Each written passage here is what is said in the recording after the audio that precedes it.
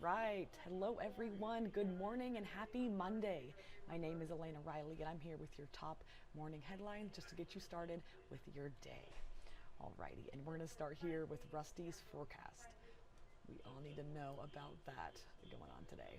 So Rusty tells us that today is a first alert 6 weather day here due to the threat of strong to severe storms after 6 p.m. into the overnight here in the Omaha metro.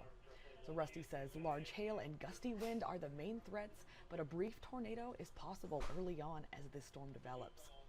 Rusty also says that fog early this morning will turn into sunshine before the clouds start to increase, and we will warm into the mid-80s in the afternoon, and it will also be humid. Even though it's the first day of fall, we still got some humidity going on, so be ready for that.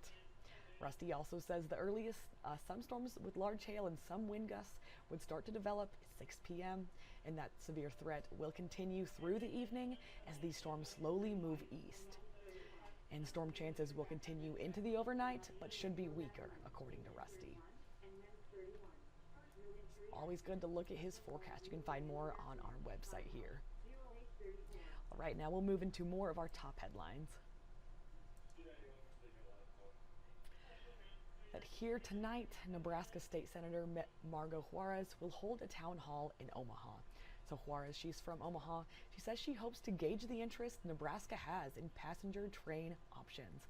And this is the last of 5 town halls across the state, with others being held in Columbus, Lincoln, North Platte, and Grand Island. So those have been going on.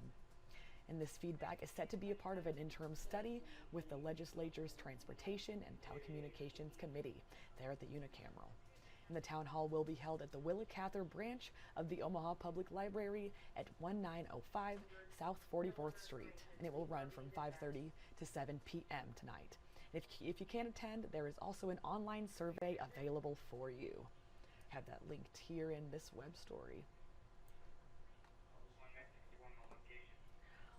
Right, next up, Nebraska Senator Pete Ricketts officially announced his bid for re-election in the U.S. Senate yesterday.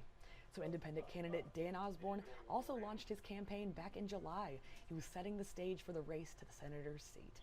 And the winner gets a 6-year term, and election day is 14 months away, so still a little bit of time left. So Ricketts was joined by friends, some colleagues, and supporters for the campaign kickoff, and he also received an endorsement from President Donald Trump. So when speaking with First Alert 6, Ricketts labeled Osborne as fake, pointing to the president. So Ricketts says he's an independent, yet he voted against Trump. So this guy is a fake, and that's what we learned. And then following the campaign launch, Osborne rejected Ricketts' claims about his independent status when we talked to him. So Osborne says, "I've been a registered independent from the time I could vote, and that's what being an independent means to me.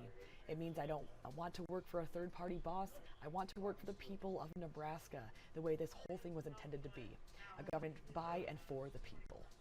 So that is what he has to say. All right, that race is heating up.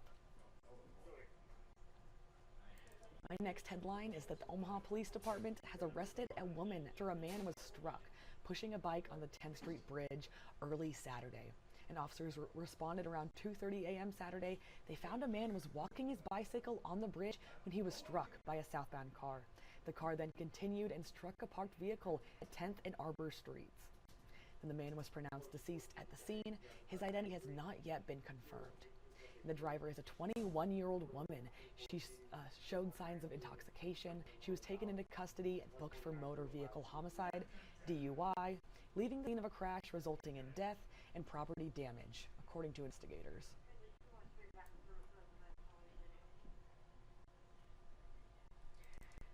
Next up, in an interview with CNN, Nebraska Rep. Don Bacon said President Donald Trump is wrong with recent threats made to the media.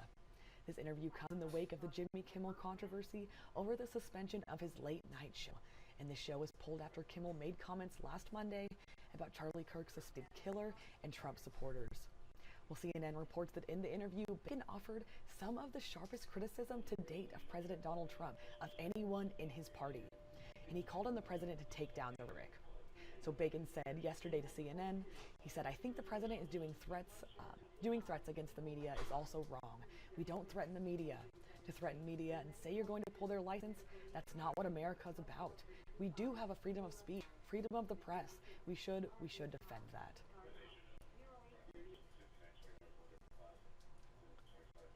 Then my last headline this morning is that tomorrow Omaha City Council will discuss items such as homeless encampments and medical marijuana in its weekly meeting. So one proposed ordinance would create rules for unauthorized encampments on public property, and those that do not comply would face penalties. We've been having a lot of this issue around town, a lot of problems coming from these, a couple of different homeless encampments here, if you've been following our coverage. I have a lot more of that online. And another proposal mandates that any place distributing medical marijuana must follow the rules put in place by the state.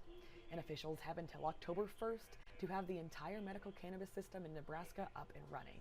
So they are working towards that. Well, the Omaha City Council meets at 2 p.m. most Tuesdays, and they are live streamed on the city's website if you'd like to watch.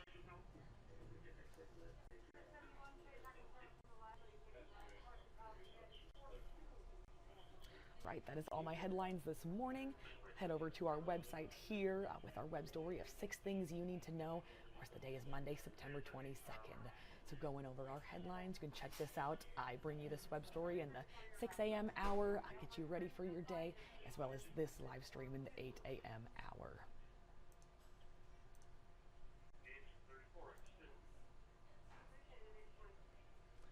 Alrighty, thank you very much for joining me, and everyone have a great Monday, a great start to your week. Thank you.